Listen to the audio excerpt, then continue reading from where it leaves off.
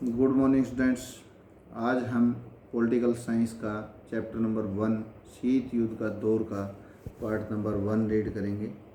शीत युद्ध का जो दौर था इसकी शुरुआत हुई थी दूसरे विश्व युद्ध की समाप्ति के बाद, यानी दूसरे विश्व युद्ध का अंत समकालीन विश्व राजनीति का एक महत्वपूर्ण पड़ाव था। 1945 में मित्र राष्ट्रों और धुरी राष्ट्रों के बीच दूसरे विश्व युद्ध यानी 1939 से 1945 की समाप्ति हो गई थी। इसके अंदर मित्र राष्ट्रों की अगुवाई में अमेरिका, सोवियत संघ, ब्रिटेन और फ्रांस ये मित्र राष्ट्र थे। धुरी राष्ट्रों की अगुवाई कौन कर रहा था? जर्मनी, इटली और जापान ये कर रहे थे। दूसरा जो विश्व युद्ध की समाप्ति हुई थी तो इस समाप्ति के कारण ही शीत युद्ध की शुरुआत हुई, यानी युद्ध तो चलता रहा, शांति प्रिय युद्ध, जब अंदर अंतर्घात करने की कोशिश की जाती थी। 1945 के अंदर अमेरिका ने जापान के जो 2 शहर हिरोशिमा और नागासाकी पर परमाणु बम गिराए तो जापान को इसमें घुटने टेकने पड़े। हम देखेंगे कि शीत युद्ध का जो दौर है वो कैसे शुरू हुआ। इस अध्याय में पूरी पुस्तक के लिए एक पूर्व पाठिका प्रस्तुत करता है। शीत युद्ध की समाप्ति को समकालीन विश्व राजनीति की शुरुआत की तरह से देखा जा सकता है। यही समकालीन विश्व राजनीति इस पुस्तक की विषय वस्तु है, इसलिए उचित ही है कि हम इस कहानी की शुरुआत शीत युद्ध की चर्चा से करेंगे। इस अध्याय से यह साफ होगा कि किस तरह 2 महाशक्तियों संयुक्त राज्य अमेरिका और सोवियत संघ का विवर्चस्व शीत युद्ध के केंद्र में था। यह अध्याय हमें विश्व के विभिन्न हिस्सों में शीत युद्ध की समरस्थलियों तक लेकर के जाएगा। इस अध्याय में गुटनिरपेक्ष आंदोलन पर इस तरीके से, इस दृष्टि से विचार किया गया है कि किस तरह इसने दोनों राष्ट्रों के दबदबे को चुनौती दी थी।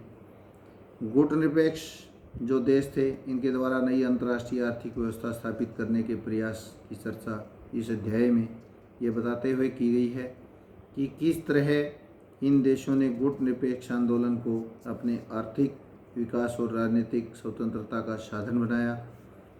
अध्याय के अंत में गुटनिरपेक्ष आंदोलन में भारत की भूमिका का मूल्यांकन किया गया है और यह प्रश्न पूछा गया है कि भारत के हितों की रक्षा में गुटनिरपेक्षता की नीति की किस सीमा तक गुटनिरपेक्षता की नीति को सफल बनाया या सफल रही।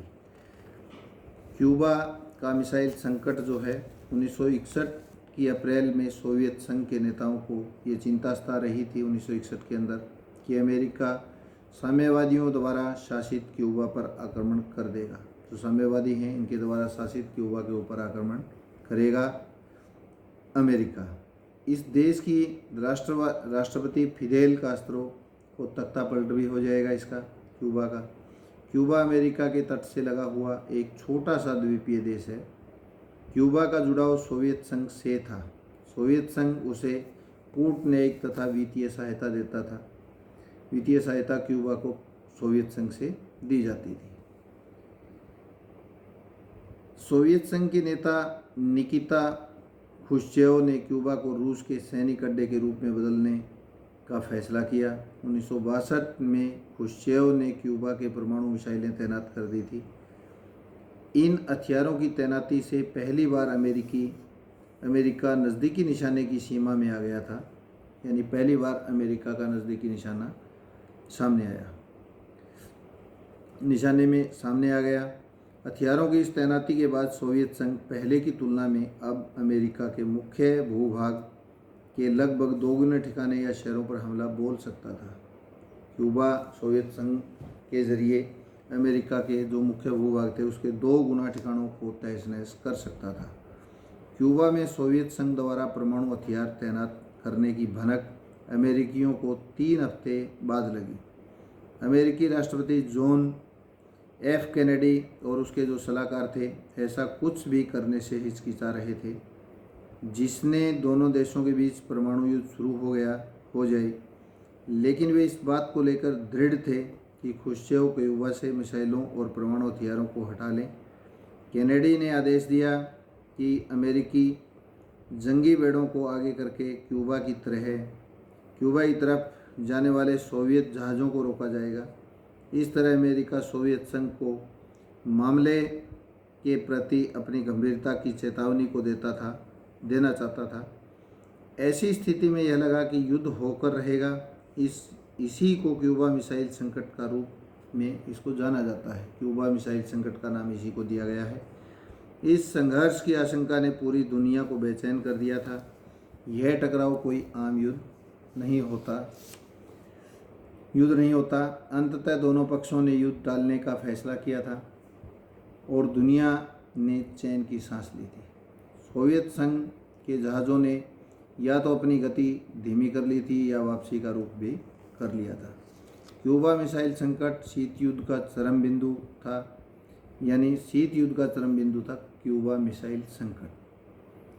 शीत युद्ध सोवियत संघ और अमेरिका तथा इसके साथी देशों के बीच प्रतिद्वंद्विता, तनाव और संघर्ष की एक श्रृंखला के रूप में जारी रहा।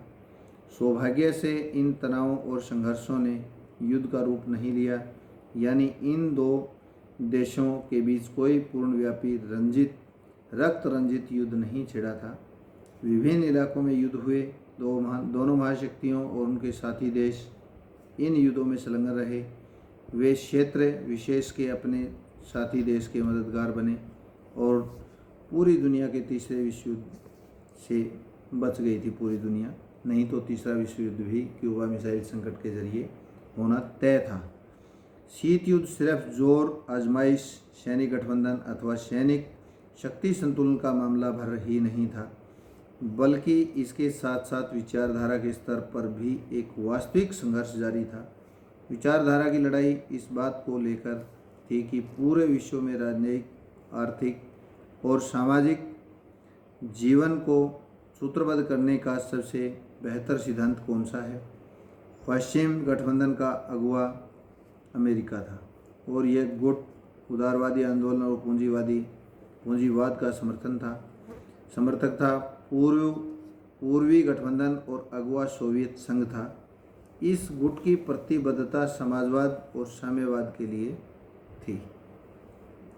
आप इन विचारधाराओं के बारे में कक्षा 11 में पढ़ चुके हैं।